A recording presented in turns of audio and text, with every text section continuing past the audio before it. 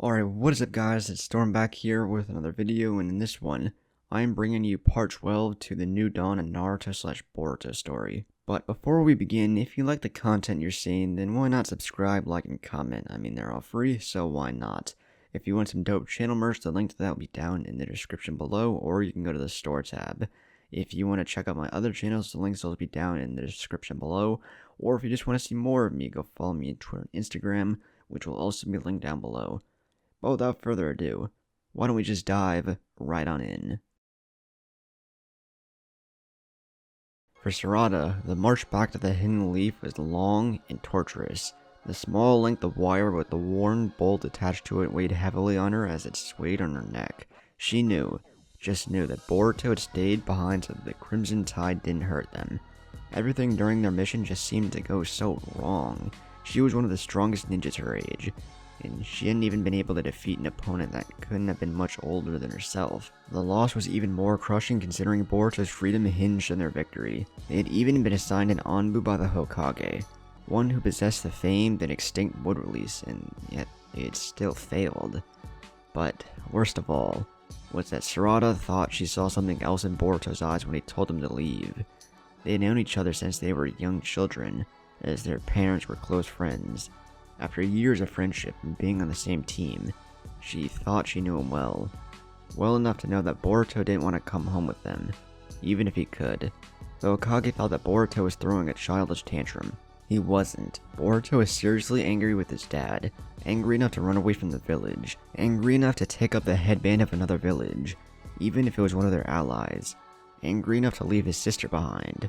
The thought of having to see, let alone speak to, Himawari made Sarada feel sick. Boruto's sister had been inconsolable upon learning that Boruto had run away because of what their father did during the Chunin exams. The only time she wasn't seen wallowing in sadness was when she trained, and even then, her face was one of fierce determination mixed with sorrow. In class, she was quiet and sullen. She didn't hang out with her friends as much anymore. Even the civilians in the village had taken note of their princess's depression. Sarada shivered at the thought of crushing her hopes of seeing her brother again when she learned that their team had failed. That feeling of dread only compounded itself as the towering walls of the Hidden Leaf came into sight. Their journey took them through the winding forest paths that converged into the main road. Ahead of them, several Jonin were guarding the front gate. The two on duty nodded in respect to Yamato as he passed them. "Konohamaru," Yamato said, drawing Sarada out of her dark thoughts. "Come with me. We need to report to the Hokage immediately." Konohamaru glanced back at his two students. Sarada gave him a weak smile that assured him they would be fine and that he should see to his duties. The two of them quickly sped towards the Hokage's office with haste. "I'm going to go home and rest," Mitsuki informed her. "I still feel sluggish from that poison." Sarada nodded. "It will soon," she said in farewell. She decided that she would go home too. As she wandered the streets of the village, Sarada saw a handful of friends and acquaintances from the academy pass her. They waved and said quick greetings, which she replied to half-heartedly. By the time Sarada had found their new apartment, she had to drag herself up the stairs. In that moment, she regretted having angered her mother enough to destroy their house with her chakra-enhanced strength.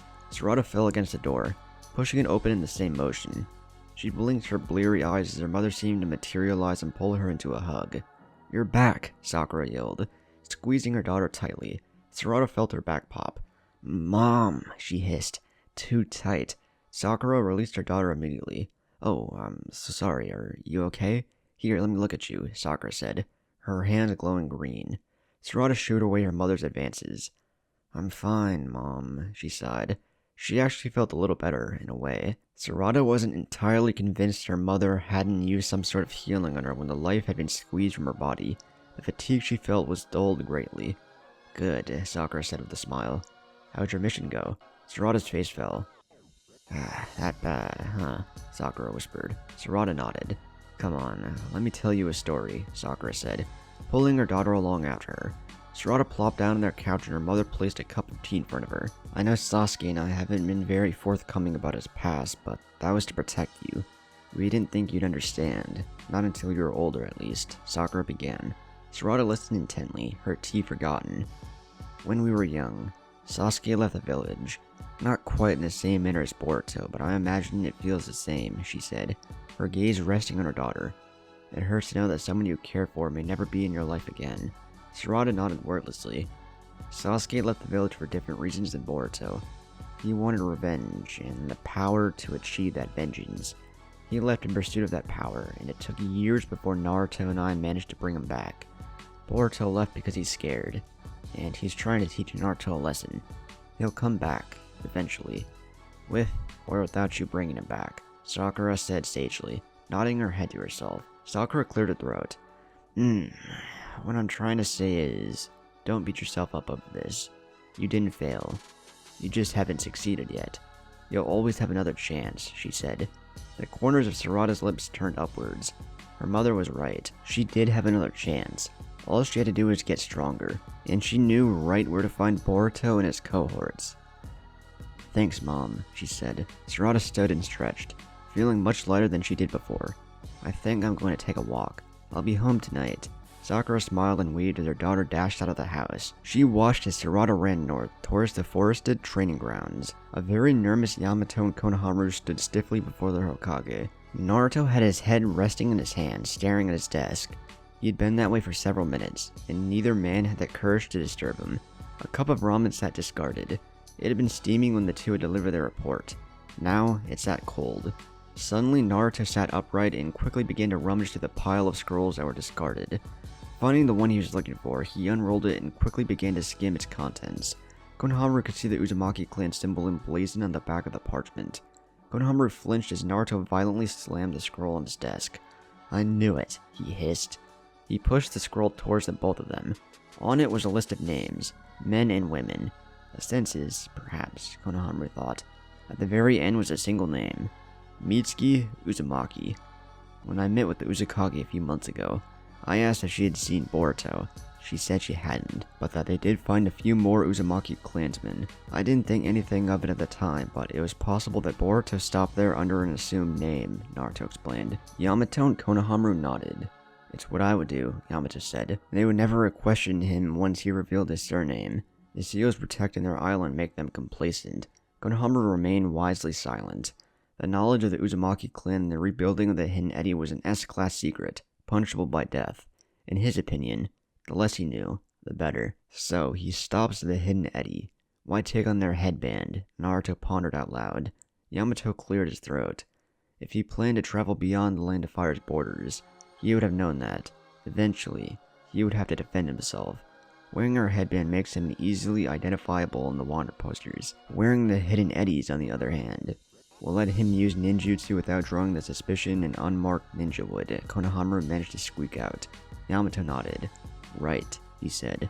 Then what? How does it go from being in the Hidden Eddy to being a part of a bunch of mercenaries and thugs? Naruto demanded.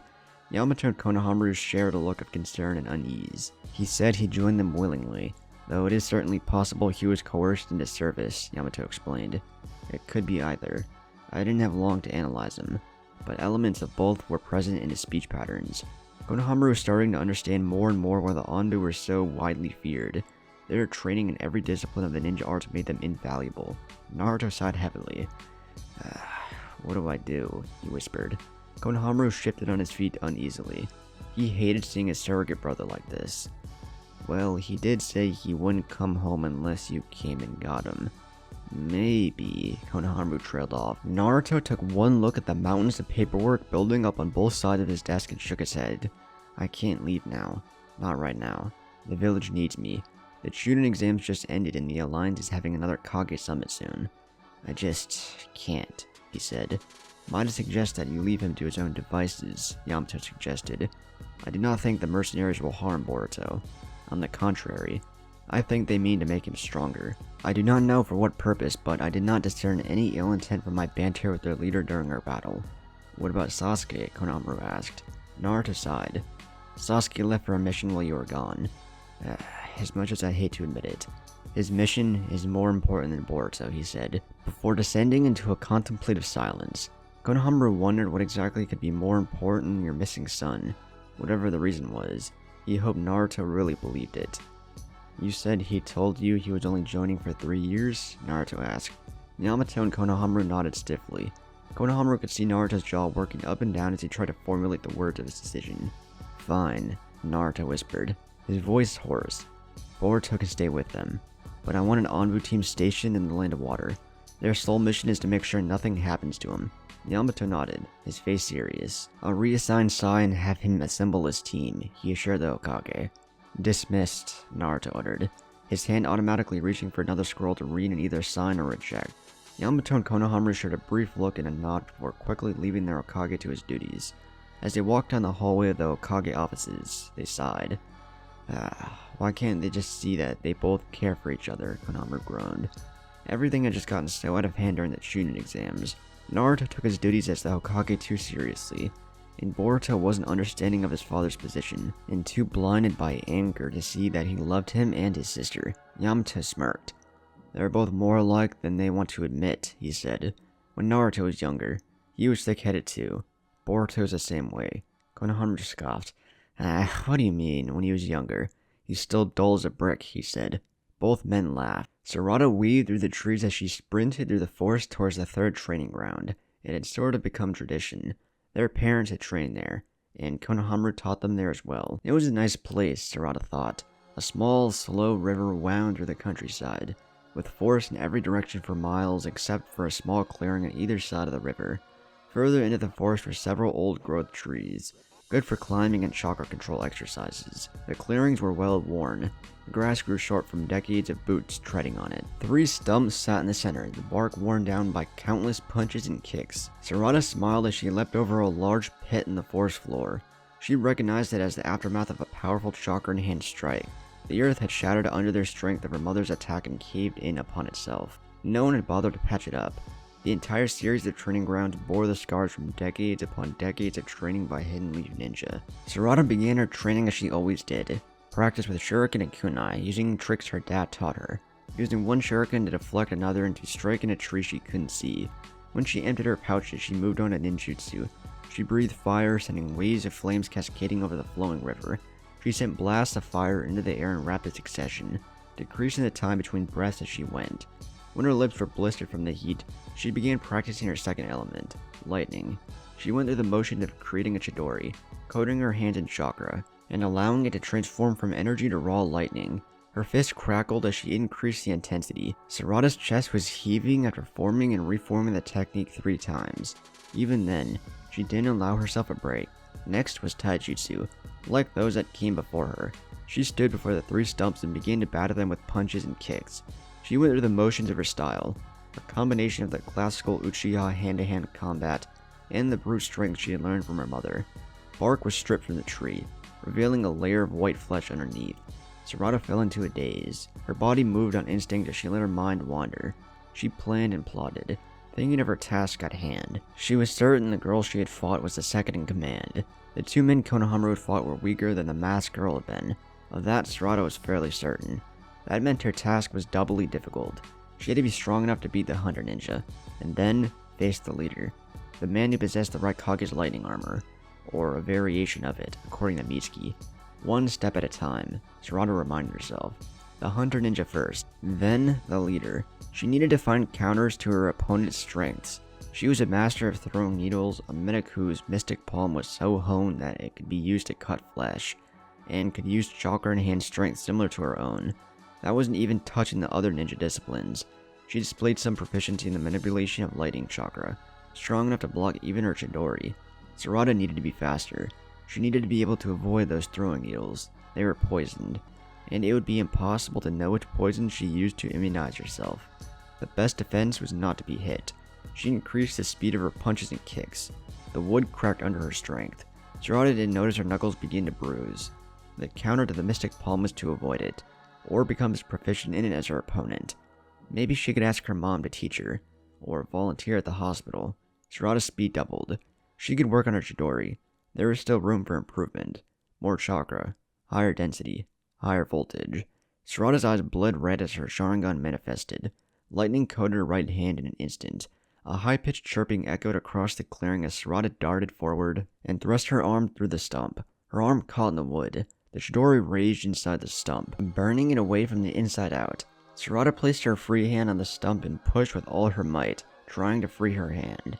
After a few seconds, she fell backwards as ash and charcoal billowed from the wound she had inflicted upon the old stump. Sarada lay there, panting heavily.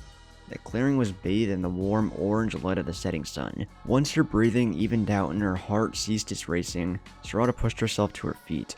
The stump seemed to glare at her for her act of defacing it. She simply stood there and stared back for a few minutes, lost in her thoughts. In a sudden bout of anger, Sarada raised both hands and screeched as she slammed them to the ground.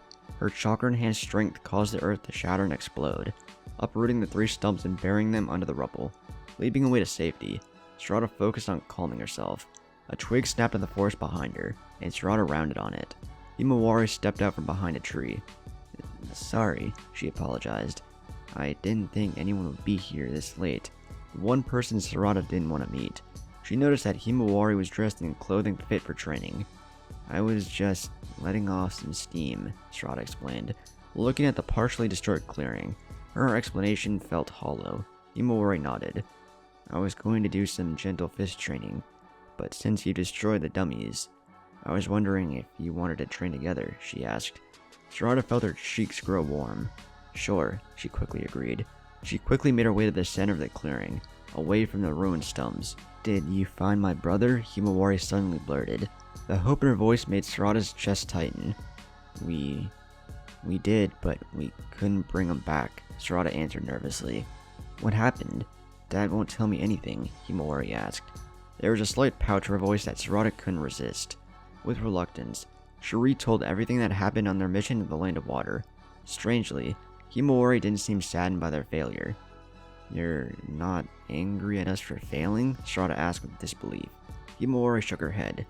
"My brother is going to be the strongest ninja in the village one day. If he chose to stay, he's not in any danger," Himawari said. "The only danger he's in is the beating I'm going to give him when he gets home for leaving me behind," she added, a slight smirk on her lips that said she meant it. "I don't know about that," Sarada said with a smile. Himawari's absolvement of her failure took a weight off her shoulders she didn't know was there. "I've beaten Boruto plenty of times when we've trained as a team. And besides, the strongest ninja in the village is the Hokage. And I'm going to be the Hokage one day," she said. Himawari crossed her arms. "There's no way you're stronger than my brother," she stated defiantly as she looked Sarada up and down, judging her. Sarada stood taller at the challenge. "Why don't you be the judge of that? You said you wanted to train, right?" Himawari frowned seriously and slid into the gentle fist stance, lowering her center of gravity. Her eyes focused and Sarada could see the veins around her eyes pulsing, her Byakugan barely restrained. With unspoken agreement, the two leapt at each other. Himawari was a little over a year younger than Sarada, but she didn't move like it. Her movements were fast and precise, not the movements of an academy student.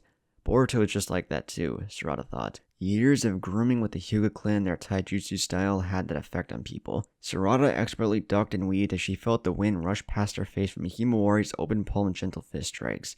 Sarada retaliated with careful punches and kicks, wary of being caught and having her chakra points blocked. Sarada stumbled on the uneven ground she had created earlier. Himawari lunged forward, index finger extended, as she gently prodded her in the abdomen. Sarada flinched and jumped backwards, but her stomach felt like it was tied in knots. The two of them stared each other down as both of their eyes began to change. Sarada's bleeding from black to red and Himawari's from blue to a pale violet. Their second spar went to Sarada. With her Sharingan, she could follow the movements of the gentle fist more easily. If she couldn't be touched, the gentle fist wasn't dangerous at all. Sarada dodged a wide swing and kicked Himawari in the stomach, causing her to fall back. She leapt up instantly, the look in her eyes more determined than ever. It was kind of scary, in a way. Himawari leaned back, inhaling deeply as she weaved hand seals. Sarada's eyes read the hand seals in a slow motion as her body leapt for the river they fought next to. Just as she submerged, a wall of flame roared over the water surface. She weaved her own hand seals underwater, and when she surfaced, she spat lances of flames that scorched the grass and lit up the clearing. Himawari danced, evading each one. Even with her back turned, she knew where each bolt of fire was. Sarada ducked back under the river as Himawari hurled a handful of shuriken at her. Sarada shot out of the water and broke into a sprint as Himawari breathed another wall of fire at her. She withdrew two kunai and channeled her chakra into them. The knives arched with lightning as she hurled them at Himawari. Himawari dodged them, as Sarada expected, but it forced her to stop breathing fire. Sarada created a shadow clone, and had it throw her at her opponent with her chakra-enhanced strength faster than she herself could run. With her Sharingan, Sarada saw Himawari's violet eyes widen in surprise. Sarada flipped herself mid-air, pushing her leg out for a kick. She watched as Himawari kneeled, weaving hand seals as she did. Both of her hands touched the ground, and an earthen wall was erected between her and Sarada. Sarada's kick pulverized the wall, turning it into a fine dust. Sarada coughed, her vision obscured. That was not the case for Himawari and her Byakugan. Sarada flinched as she felt two index fingers strike her, one at the waist, the other at the shoulders. "Two palms," she heard Himawari yelled. In an instant, she felt 4 more gentle fist strikes connect. Her chakra felt heavy and unwieldy in her body. Sarada flailed backwards, her body not responding to her commands. Mercifully, the blow stops. The dust cleared and a very proud and arrogant Himawari looked down upon Sarada. "Told you," she gloated. "My brother is the strongest." Sarada hissed as she tried to stand and found her legs were weak. Himawari took pity on her, striking her in the places her chakra points had been closed, releasing her. "You got lucky," Sarada quipped. Himawari grinned. "Up for round 2? She asked. Sarada nodded. As she dusted herself off, the two heard the cry of a hawk overhead. Looking up, a messenger hawk descended on them. The hawk flew straight to Himawari, landing on the ground before her. In its claws was a small box. The two girls shared a look with each other. Neither knew what to make of the hawk. The bird squawked, offering its foot with the box clutched within. He shaked it angrily at Himawari the longer she stared at him. "I think it's for you," Sarada commented. Himawari nodded and took the box. The hawk squawked happily and took to the skies, heading east. Opening the box, Boruto found an ornate scroll with parchment and a pleasant shade of yellow that reminded her of her namesake.